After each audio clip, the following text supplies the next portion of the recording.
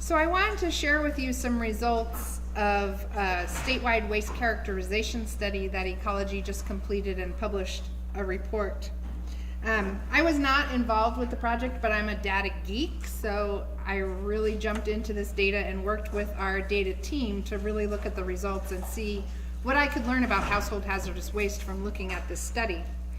So Ecology conducts these about every 5 years, every 5 or 6 years. It's really dependent on when we can get the funding to do it.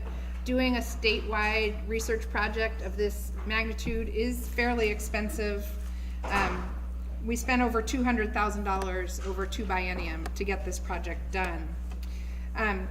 But here's a picture of the report. Here's what it looks like in real life. You can access it on our website if you really want to get into it. So just a little bit about the study itself.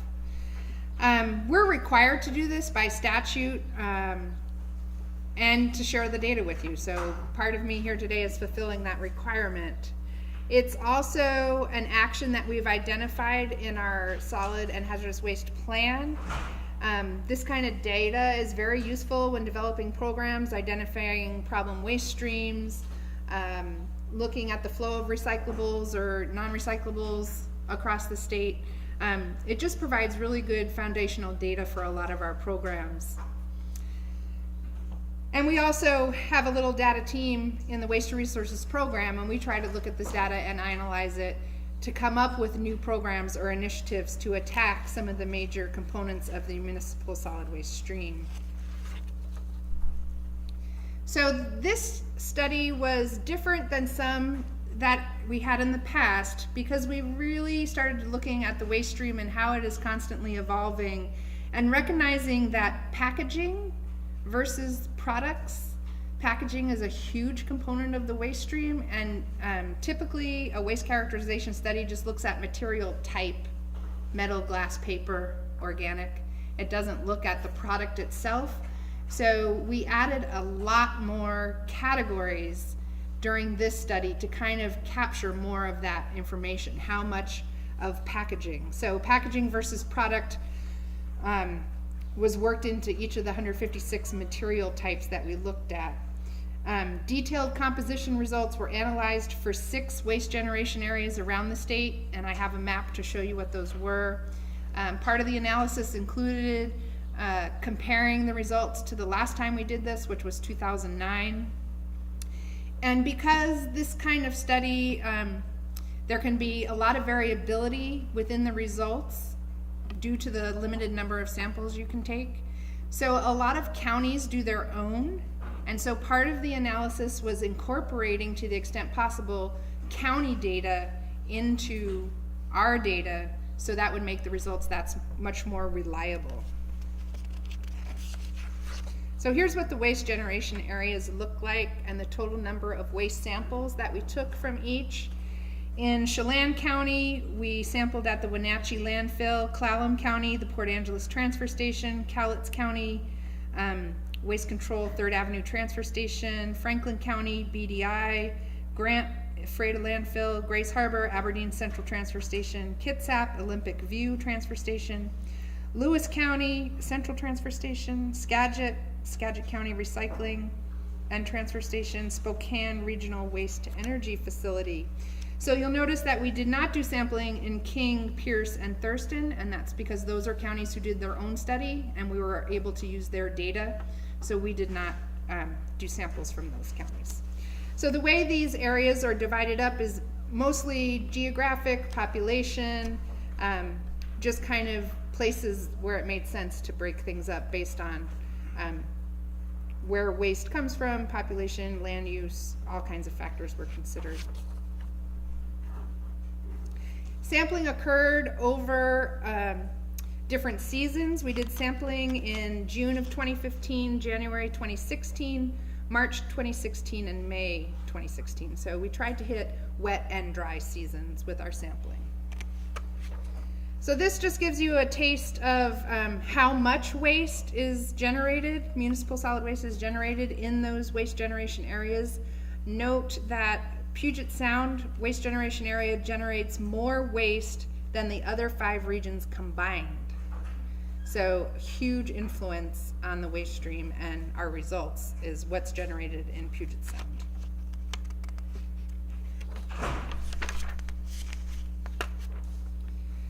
So part of the study also was differentiating between commercial and residential waste, self-hauled waste. So I didn't delve into that, but just know that in the report you can look at the differences between commercial and residential and self-haul.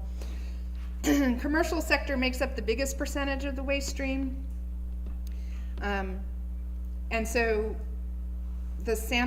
our sampling protocol accounted for the weighting between those categories.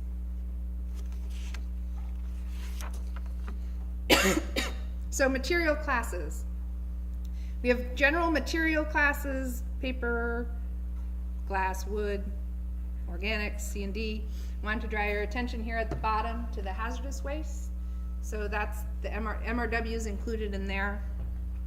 In the 2009 study, we only had 130 material types. In this study, we had 156, so a lot more granular data. In hazardous waste category in 2009, there were only 24 waste categories, and this year there was 41, so a lot more detail. However, hazardous waste continues to be a teeny tiny portion of the overall MSW stream. So you see here, it's 1.1% of MSW is hazardous waste. So in a way, that's really good for us in this room. But I also want you to get a sense of what some of the bigger ones are. So organic material still makes up the largest percentage of the overall waste stream, 28.5%, which is about 1.3 million tons a year. Papers next, then wood, then construction materials. So typically, looking back over past waste characterizations, hazardous and special waste usually are right around 1%. So the most prevalent waste types, and I just wanted to give you a sense of what's in your MSW. Look at that very top one, inedible food, vegetative waste, but number 2, edible food, is the number 2 most prevalent waste type in our MSW, 6.1%. Disposable diapers right up there too. Disposable diapers are always a huge part of the waste stream. So this was just to give you an idea of what is in MSW, since not much is hazardous. So here's all the hazardous and special waste categories that we looked at. I don't expect you to read this. I know it's hard to read, but it's basically anything you would collect at your facility. Pesticides, caustic cleaners, solvents, stains, paints, lacquers, varnishes, CFLs, asbestos. This does include explosives, medical waste, sharps, and pharmaceuticals, deck coatings, that kind of stuff. So within that hazardous waste category, again, remembering that it's only 1% of the total, these are the most prevalent hazardous material types. Personal care products was number 1, water-based paints, number 2, water repellents, solvents. Other is basically anything that didn't fit into a category, things like cigarette lighters or just things where there was ones and twosies of that it wasn't enough to put into a category. So the interesting thing here, these are the top 10 most prevalent types, and those alone made up 86% of the category.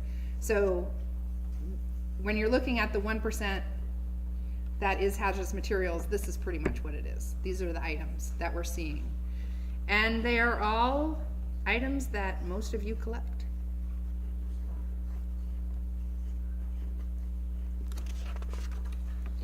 So comparison to the 2009 study, the overall disposed waste stream, so overall MSW went down slightly between 2009 and 2016. Hazardous and special waste had a huge decrease, but that's largely the impact of diapers. In 2009, diapers were included in special and hazardous waste, and in 2016 they were not. But even when I subtract diapers, medical waste, explosives, and pharmaceuticals, there still was almost a 50% drop in the amount of hazardous waste that was found in the waste stream. That's good for us. That means we're doing a good job. At least that's the way I took it. Or people are using it up, or they're not buying as much, or a plethora of reasons, but it's good that less of this material is in the waste stream. So then I showed you guys this last time we did a waste characterization show about 5 years ago. I looked at the waste characterization numbers as a way to measure our performance. How much MRW are we collecting versus how much is still in the waste stream?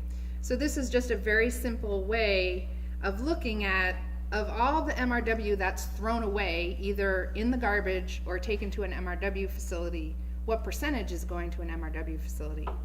So there was a slight improvement between 2009 and 2015. In 2009, I estimated that MRW facilities were collecting 33% of what was available to be collected. So that's better than I've heard a lot of people think. I hear a lot of people say, oh, you only get 10%. It all goes to landfill. But 33%. And then in 2015, that jumped up to 38%. So again, doing a better job of capturing hazardous materials from going into the garbage.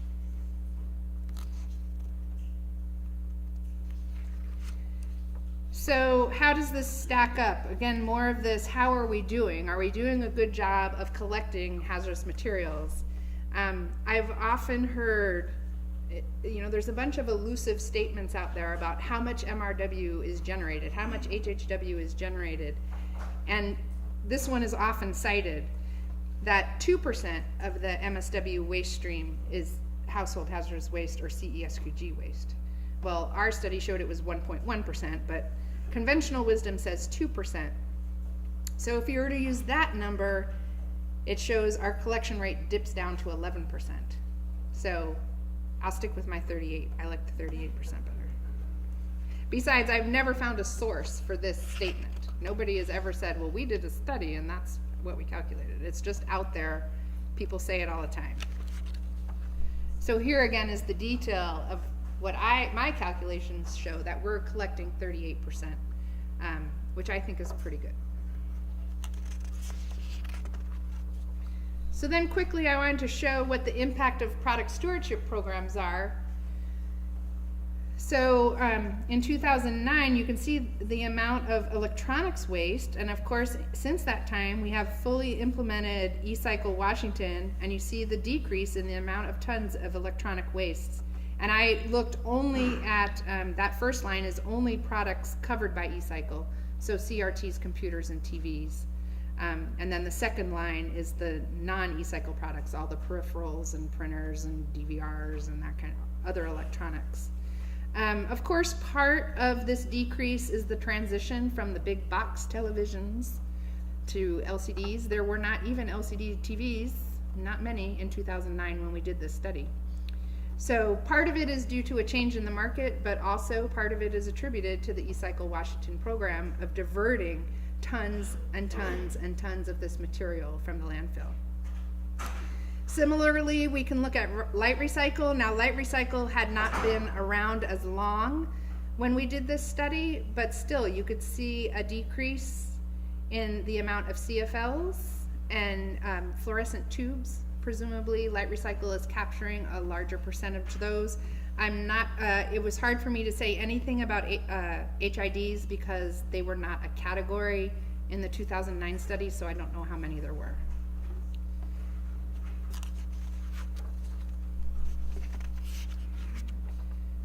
So, if we were to implement some of these other product stewardship programs, what amount of waste could we be diverting?